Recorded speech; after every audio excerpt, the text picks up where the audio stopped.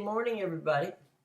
You know, a lot happened over the weekend. We had ratings information. We got, uh, deals with Major League Baseball now with the last week of the season. We have some really good news for those of you who are streamers on Amazon Prime. And Lee Corso got himself in trouble. We'll talk about that. And how can we not forget the single most important story of the weekend, and that is that Taylor Swift showed up in Kansas City to watch Travis Kelce play football. And so, what more could you want? It's jam packed. So, let's get to it.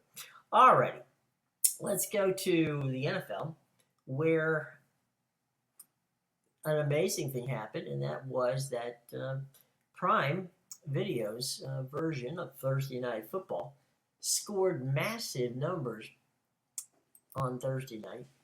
According to Nielsen, the ratings of the game between the Eagles and the Minnesota Vikings drew an average of 15.1 million viewers across all digital platforms, which gave it a jump of over 16% from last year's first game. Now, that was the first one, right?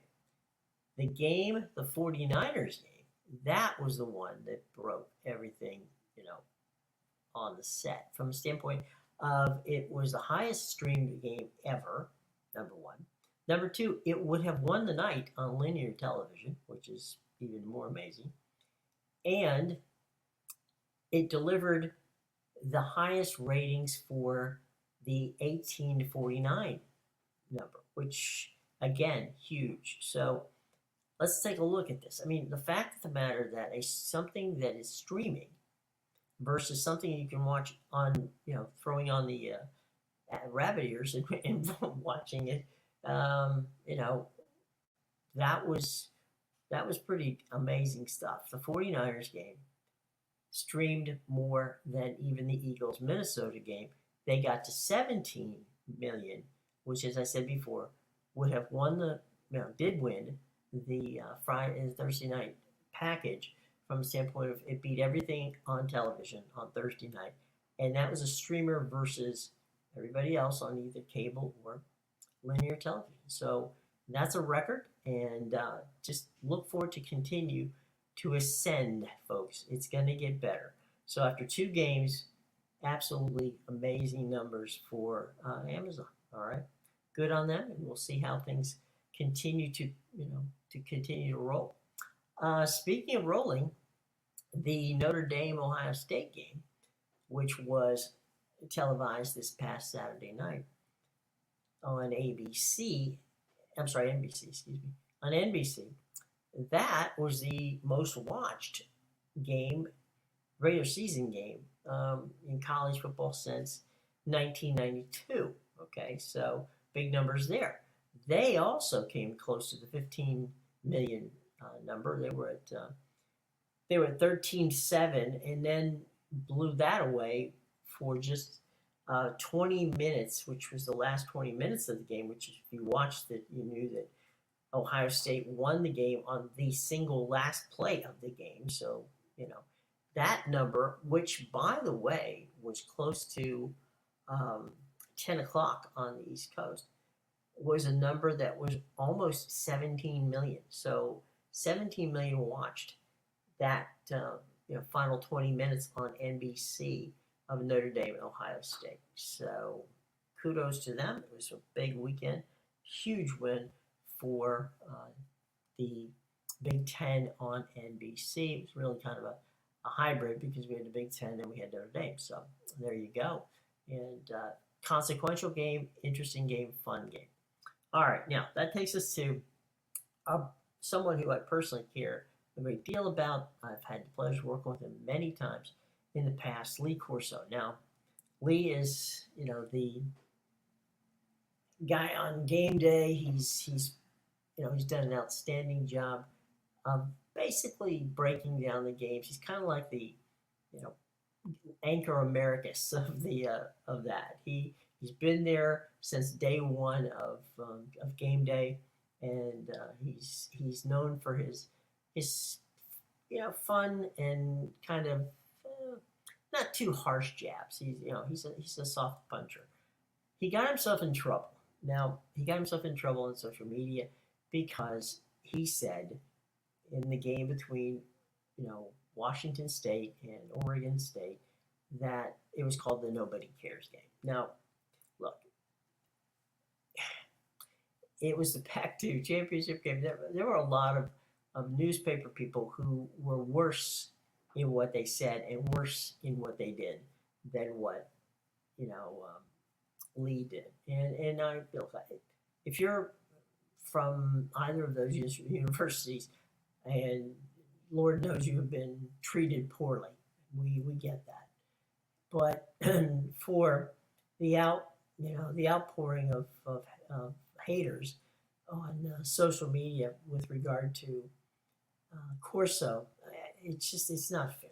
I mean, the guy has proven time and time again that he is probably one of the largest, if not the largest, supporter of college football. He's been there as a coach. He's been there as a broadcaster now for almost 36, 37 years. Um, as I said, truly one of the nicest guys on the planet. I'm absolutely certain that he meant no harm or disrespect with what he said. And as I said before, there were newspaper guys and people, bloggers, and God knows how many people who are on sports talk radio that made far bigger fun of the team than that game than did Lee, but he seemed to be hung out to dry on that. So look, if you're one of those haters that jump on Lee Corso and feel that he disrespects those two universities, he came out with a statement and said he did not. And if you know him, and I, can't say that I'm, old buddies with him, but I can say that I've worked with him at least a dozen times and found him to be nothing but a true professional and a wonderful human being. I don't think that he meant any harsh criticism of either team. He just, in some ways, called it what it was. Let's be honest. They have not been chosen to, they're the last two standing in the pack, too. So, at the end of the day, come on, guys, be nice. I mean, Lee's not a bad guy, and to tear him apart on social media is just not fair. Okay, just not fair. So, my hope is that you get it. The fact that he's what he's done for college sports is a heck of a lot better than one off the cuff remark, which I'm sure that, according to his statement, he obviously meant no harm from it. So leave him alone. All right. There's other people you can tear apart. Leave Lee alone. Okay. So we spoke about the big news being, of course, why wouldn't it be, that Taylor Swift shows up at a Kansas City Chiefs game because Travis Kelce may be, she and he may be dating. Wow. Okay. That's the big takeaway. The fact of the matter is, over 38 million people, that's a stunning number, searched the name Travis Kelce. Let's just put it this way. The Chiefs' sale of merch, which is basically their, jersey,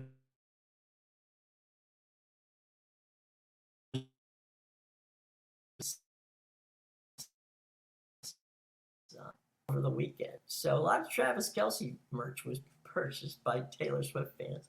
On NBC's Today Show, they noted many of the Swifties are saying that this is going to put Travis Kelce on the map. Well, for those who haven't paid attention to professional football, Travis Kelce was doing okay before the potential of dating Taylor Swift.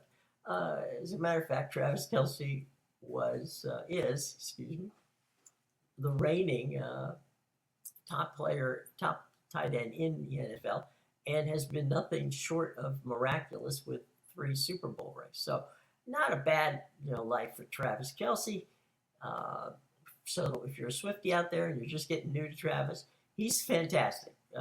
You're gonna like him if you're gonna wear his merch. Good on you. His brother had a lot of fun with that, and there's Marcus Swift, who's one of the running backs for the Eagles, Travis Kelsey's brother, Jason, had he plays for the Eagles, and Jason, stood next to his buddy, Mr. Swift, and you had two jerseys together, and it was a Swift and it was a Kelsey. So standing next there in two Philly jerseys were Taylor Swift's name, Swift and Kelsey. All right, so mash that up however you wish, but you had to mention it because ratings wise, I'm guessing that the Kansas City Chiefs, who already do well in the ratings, are going to do incredibly well now that Taylor and Travis are maybe dating, and who knows, they're just having a good time at the moment. So there you go. Nothing like good old pop culture on a Tuesday morning. Now, ESPN, who, as we know, and we reported numerous times, is attempting to do everything they can to cut costs. They're getting rid of their, much ballyhooed Seaport studio in New York City. This is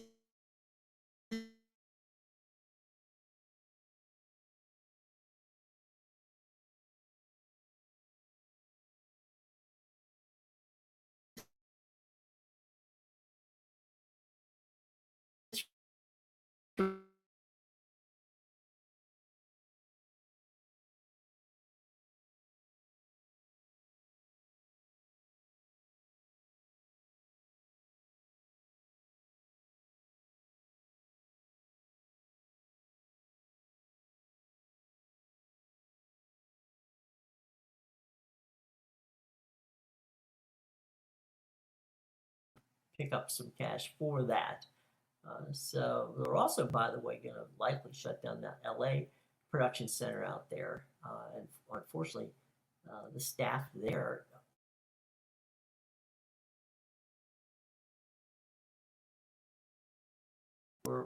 work remotely. Let's hope that they don't have to get rid of a number of people there. That would be very, very, very bad. So they're going to the ABC studios in downtown New York, and that's where you see Good Morning America. But ESPN has just decided they can't go any.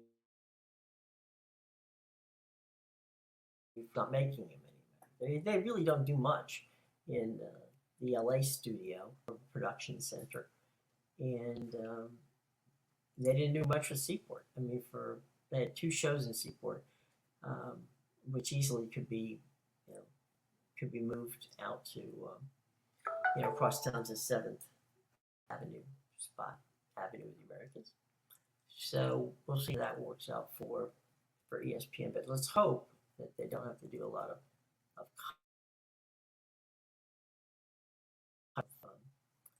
of their stuff. The NFL Countdown, part of that show was from Seaport, but part of it was from Bristol. So there's no reason. Look, Bristol has served quite well ESPN for many, many years. So I see no reason for them to worry about that. I think they can. Nobody's going to be upset. They're not doing the show from Seaport. Also by Seaport, and also have Sunday Night Baseball, the K-Rod cast, which of course is Alex Reese's new deal that he has. So we'll see what obviously they're going to.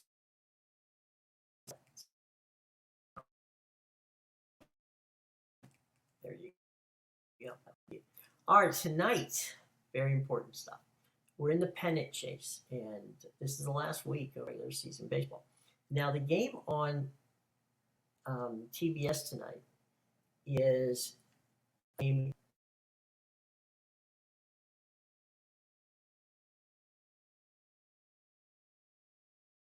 already clinched. That they've got nothing to prove. That the battling for the final playoff spot in the National League. So it's important to the Cubs, not so much to the Braves. Doesn't mean the Braves aren't going to show up and play hard. They will. And the late game, which will be on MLB Network, that's a 9:35 start on MLB Network, is going to be the Angels hosting the Texas Rangers. Now, Texas is in first place. They are, holding on to that for dear life. It's quite likely that they will finish in the first place spot. Uh, Houston, on the other hand, we don't know what's going on there. Seattle, we don't know what's going on. So those two teams are worthy of watching tonight, and I'm quite sure that the Major League, MLB Network will be more than happy to carry updates on what's going on during that game between the Rangers and the Angels. Now, what you need to do if you're a baseball fan, and I know many of you are out there, what you want to do is you want to keep your eye on. If you go to MLB.com, they have the schedule, which is out, and each day they will tell you what's happening with regard to where the games are going to be. All right. So I think it's very important that you stay in touch with MLB.com. Go to the schedule. It'll give you the list of games. It'll tell you where you watch them on television because it's going to bounce around from today. Of course, it's Tuesday. There's going to be a Friday night, obviously, game on Apple TV Plus. They'll let you know where that's going to be. Right now, it's a TBA. Fox has a Thursday night game. Again, TBA. We don't know where it's going to be just yet.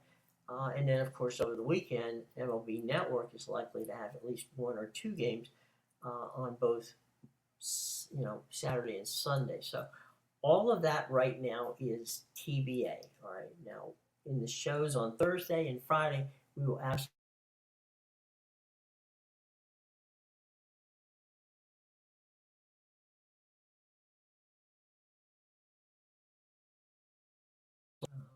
entertaining.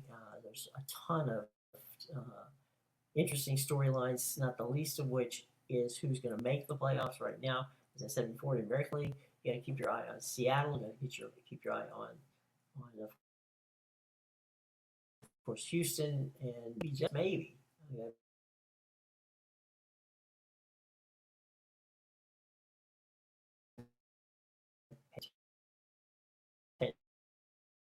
Attention for out of it. So there's in the that's in the American League. Internationally, it's the Cubs, it's the Reds with an outside chance, it's the Giants with an outside chance, and it is the Arizona Diamondbacks. So you have to really pay quite a bit of attention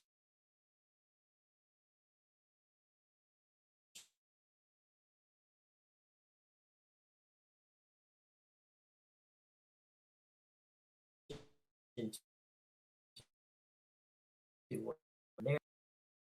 We will keep you, you know,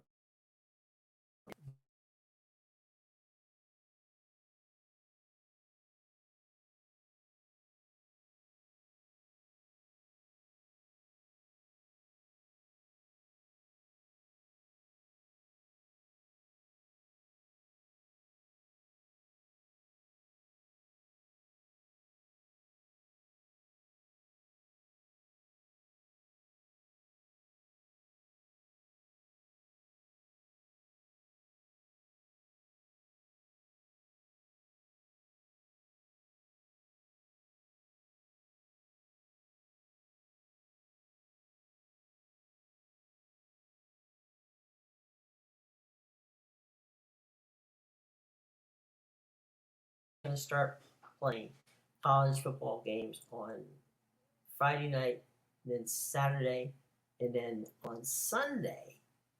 Of course, after the NFL, they'll have NASCAR. But look for in the fall and into the early winter, probably January, February. Look for them to air college basketball in those spots. So you're likely to get a Friday night college basketball game, a Saturday night college basketball game, maybe even a Sunday night college basketball game. So, if you're a fan of college sports, keep an eye out because right now it looks like Fox has decided that they're going to push all those chips into the center. As I said before, they've got the NFL, they've got certainly Major League Baseball, as well as NASCAR. So look for them to program a lot of sports on the weekend, starting on Friday nights, which they have a hole there right now because they used to have WWE SmackDown, and that's now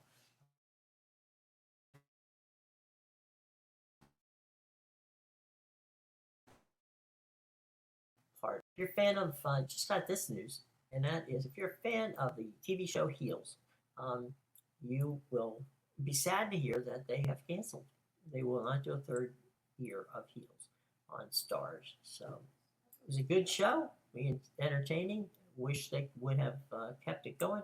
Maybe, just maybe, um, they can find another place for it, another taker. At this point, we don't know, but at this point, we know one thing that they're not going to be on Stars. So there you go, folks. From that standpoint. All right, quick hit on recapping, and that is big night last Thursday night for the NFL on Prime. Set a record. Set a record on on Saturday night. NBC set their record. That was the most watched game since 1992 on television.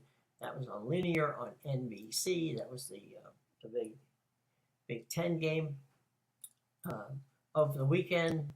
Taylor Swift and Travis Kelce became an item on national television. And lastly, but not in any way, shape, or form less important, layoff of Lee Corso. He's a good guy. He made a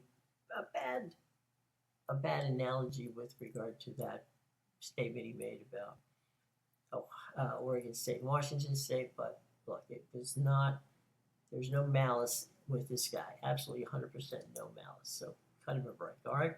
Okay, guys, it's been fun.